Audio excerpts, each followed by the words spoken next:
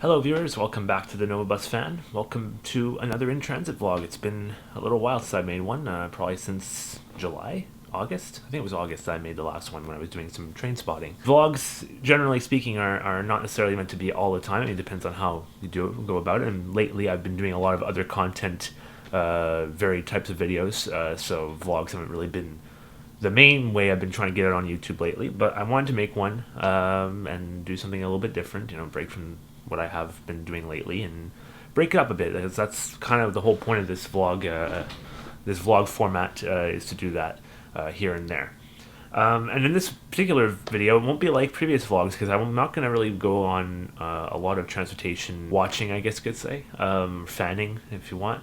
I'm starting here in my room, which is quite rare for a video of mine. I've done a few times where I've started here, or I've started in my old room, or I've ended a video here because I forgot to do an outro of the old one, or of a specific video.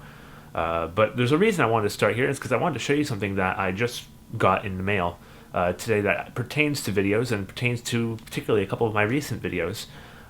You will have noticed, if you've seen a couple of my last rail fanning videos, that I've been trying my hand at doing voiceovers.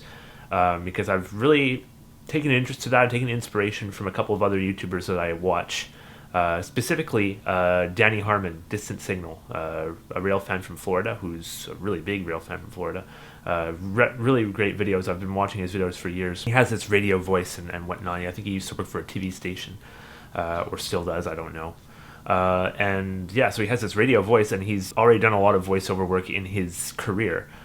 So he brings that to his content, and there's a story to it and all that, and I've been really inspired by that. The problem is that voicing over videos requires a very specific microphone, and what I've been using in the last two is the video microphone that I'm using on the top of the camera right now, which is a Rode VideoMic Pro. And while it does the job, the problem with it is that it picks up a lot of environmental noise around you. And my room is generally relatively quiet, although you could probably hear a couple of things in the background. My parents are home doing stuff. My computer's running, and the heat is on. So as you saw at the beginning, it's already winter in November, I know. But so it picks up a lot of environmental noise. It's great to point directly at someone who's speaking, or a specific subject, but don't expect it to isolate noise very well. So I needed something better if I want to do this more often, and I really do want to do this more often. I've really enjoyed trying it out. I'm not perfect at it yet by any means, but that'll come with practice. So I decided to get something that would help that out. You're going to have to pardon me for the slightly messy nature of my desk. I'm not particularly good at keeping it clean, but this is my setup where all my videos are edited on this computer here, this quite tall tower here. But that new addition, and you probably guessed by my talking about it, is a microphone. It's this thing right here. So this is a proper studio microphone, not a very expensive one. It's made by a brand called Maono, I believe it's pronounced. You can pick them up on Amazon usually. And I was looking at reviews for different things. I was originally considering a blue Yeti, blue microphones being pretty popular USB microphones. I'll just pull this out. It's on a bit of an arm. Comes out like this. It's not the perfect placement, but I couldn't really do much with this curve here on the edge of my desk. But here you go. So it comes out like this, so now I could be looking at something on the screen or reading a script of some kind, and recording sound to that. So you have better sound for voiceover stuff, and it's a lot easier to work with. So as I was saying, basically I was looking over some different microphone options, and the one I kept looking at was a blue Yeti, which I'll probably pop up a picture over on the screen if you don't know what it looks like. If you do, if you're into this, then you will know what it looks like. It's a pretty popular desktop or arm mountable, like this one, USB powered microphone. This whole thing, including the arm and the filter in front, which is called a pop filter, it prevents like pop sounds from when you're speaking into it. All of this was about $78 Canadian, which is probably in the $60 to $50 range US. If you want a general idea, you can go and convert that if you want an accurate price. But like a blue Yeti on its own, just the microphone with a decently sized but not really adjustable desktop stand, is $150 brand new, Canadian, of course. I believe it's $130 US retail. So I was looking at that, and used, I saw some for under 100, maybe around 90, but again, I saw this and it had all this kit. I'm like, that's interesting. So I went and looked at some reviews, and personally I found that the sound was very good. comparable, if not better, than the Blue Yeti. And what I noticed about it is that it's actually better at isolating sound because, like I said, in my room here, there's a little bit of environmental noise. You might have just heard the heater turn off. But this manages to keep that all out. I did a couple of tests with it, and you don't hear a lot. And if there's a little bit of sound, it's easily fixable. You hear mostly just my voice when I'm speaking, which is perfect. I'm excited to use this. It's quite a nice looking setup too. I mean, aesthetically, I mean, if you're going about that. But functionally, it's really good, and I'm looking forward to using it. So just to give you a little taste of how this sounds, going from that mic to this mic, what do you think? How do you think it sounds? You probably hear a lot less environmental noise. Back to this one. Probably hear my computer fan right now. And then back to this one. How much do you hear? Probably not very much. At the recording area, I guess you could call, of this, it's like right in front of the mic. It's what they call a cardioid microphone. So it's just like right in front. So if I were to record or try to speak into the back of this thing, you wouldn't hear me very well. It would sound very tinny and very distant. But since I'm recording into the front of it, and the closer I get, you see it gets a little bit deeper, bassier. They call that a proximity effect. So you kind of get that sort of shift in sound. It's very interesting, and I'm, again, be the judge. I find it sounds really good and a lot better, a lot easier, a lot less cumbersome than to work with the VideoMic Pro, which I also have to set up, plug it into my phone, then send the file to my computer. And now with this, it's plugged right into my computer. It's always ready to go, and when I'm not using it, I just move it out of the way, and it's out of sight, out of mind. So yeah, very cool. And again, expect to hear more of this in future videos. Curse this early winter weather. Das Blumen doch nicht.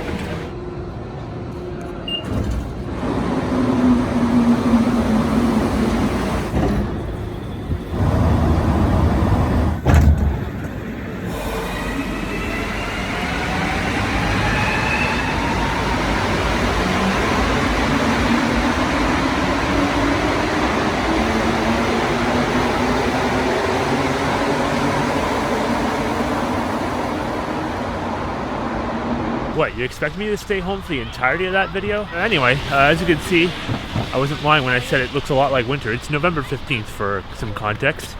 We had a snowstorm on the night of Remembrance Day, November 11th, Veterans Day for you US viewers. And well, we got 15 centimeters, about half a foot of snow.